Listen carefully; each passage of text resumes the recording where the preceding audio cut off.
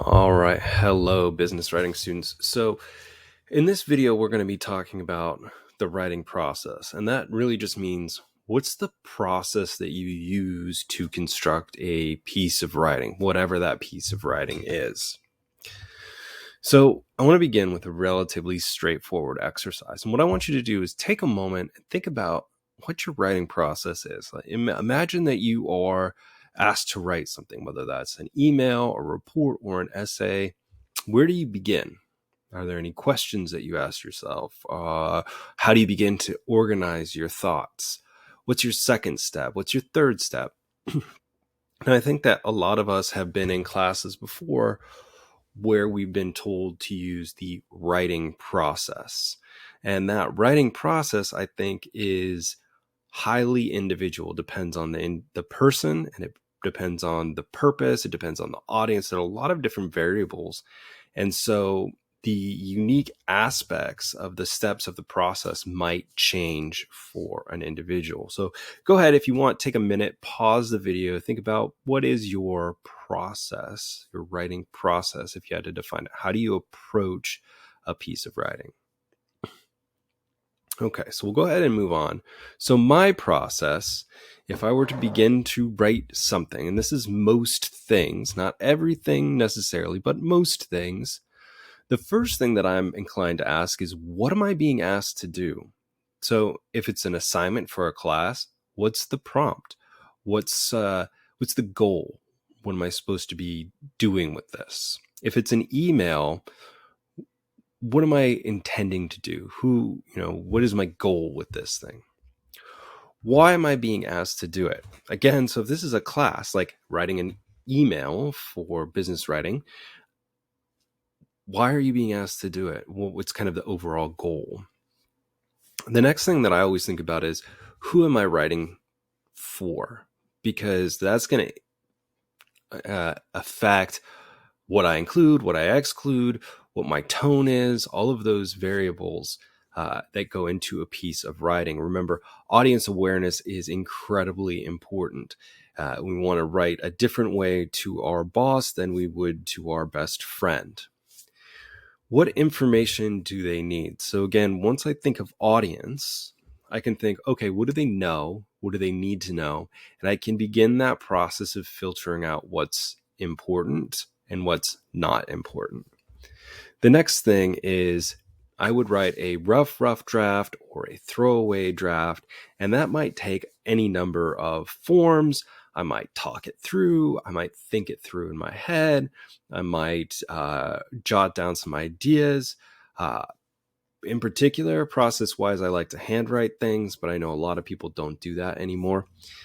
Then after I have my rough draft or throwaway draft, which is not what I'm going to send or submit, then I'm going to reread that and think about what's necessary. What did I just write? And so for me, that rough draft is a way of just thinking of what I think, right? Seeing what I think in words. Then from there, I'm going to write my first draft. Then I'm going to revise that for content. Have I included the things that I need to include?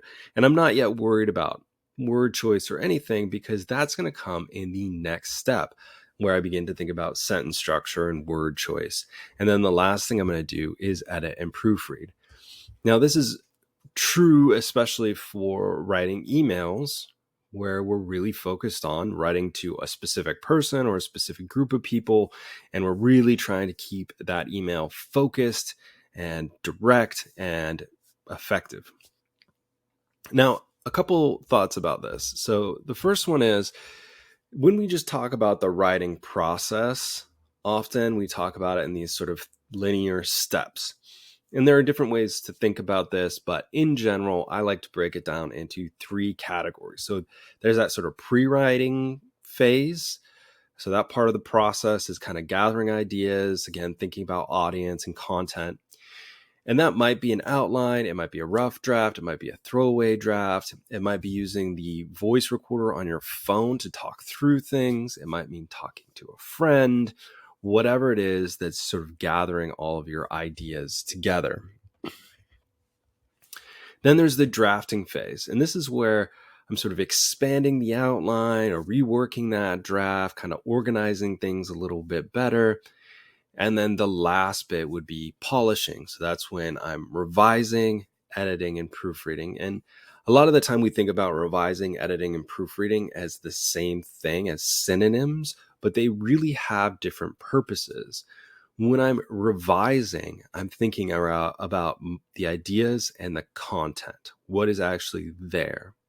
When I'm editing, I'm thinking about the sentence structure, about the word choice. Do I have a bunch of long sentences or a bunch of short sentences? And then the very last thing I'm going to do is proofread and check for mechanics and spelling. The reason that I like to kind of keep that in mind is, what if I revise or let's say I proofread and I proofread a whole paragraph of an essay, and then I realize actually that the ideas there are not necessary. So I need to delete the whole thing. Now I've wasted a bunch of time tinkering with wording, spelling, things like that with something that I'm not going to use. So the most effective way is to revise for content and ideas, then edit, then proofread. Now, one other way to think about this, and I guess I just really like food analogies, or maybe food analogies are apt for the writing process. Imagine that you wanted to cook dinner. The first thing that you would probably do is like the pre-writing phase. What do I want to cook? Who am I cooking for? So for example, my two daughters have completely different tastes in food. So if I'm thinking about what to make for dinner, I have to be very aware of what one girl will eat, which the other one won't. So once I have that in mind, that pre-writing, what am I making? I'm making dinner. Who am I making it for? Right? Then I can begin to think about maybe the drafting process, right? I need to figure out, okay, based on what I want to make, what ingredients do I need? Do I have the ingredients I need? Do I have the amounts of the ingredients that I need? And that again depends. Am I cooking for 2 people or 12 people? That's a pretty big difference.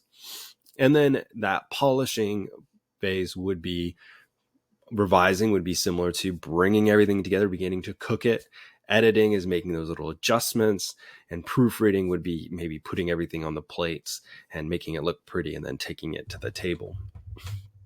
Now, there are a few notes on process that I'd like to point out. And I think perhaps most of us have encountered teachers or instructors before who have said, hey, there's only one way to do it. You have to write an outline, then you have to write a draft, then you have to go through that draft and look for these things, then you have to go through and proofread.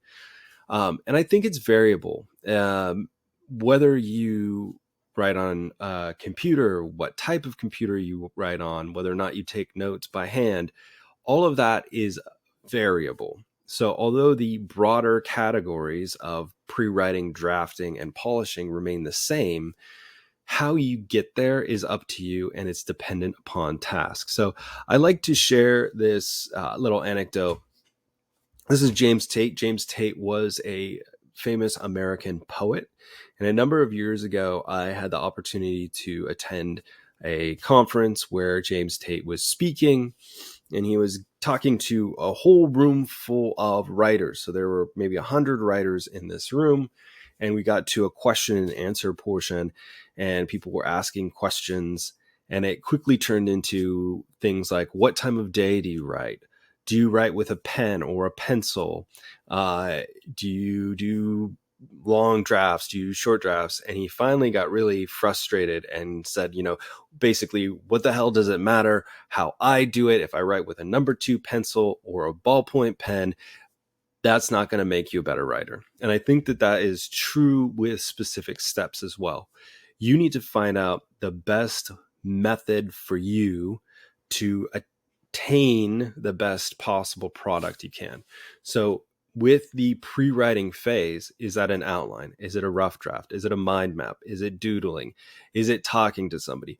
Whatever works best for you is what you should do, with the caveat that different instructors are going to expect you to approach things in different ways and maybe turn in different drafts. So just food for thought as you think about what your process is.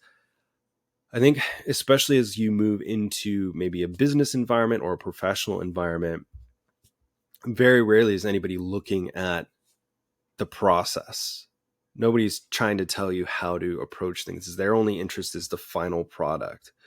So I would encourage you all, while it's good to operate within the process that's prescribed or dictated by a class, to begin to develop your own process that's the most efficient and most effective for you.